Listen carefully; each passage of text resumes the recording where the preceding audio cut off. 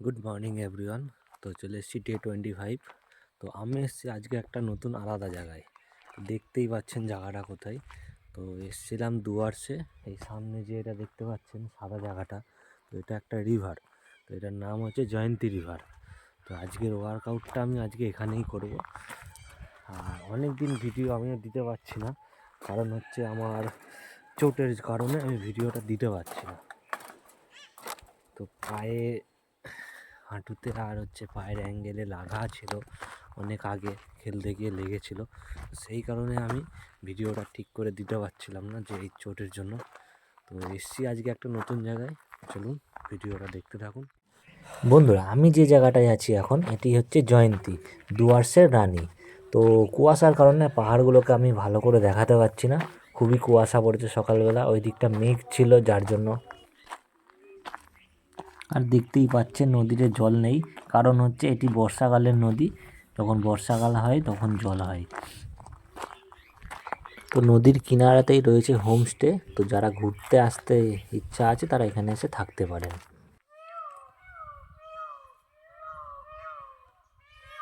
দেখুন গাইস, কি একটা জন্তু ডাকছে, কি পাখি কিছু বুঝতে পারছি না, ভয়ও লাগছে প্রচণ্ড। তারপরে বুঝতে পারলাম এটা একটি ময়ূরের ডাক। তো ময়ূর এরমভাবে ডাকে, ঠিক ভয়ানক ডাক।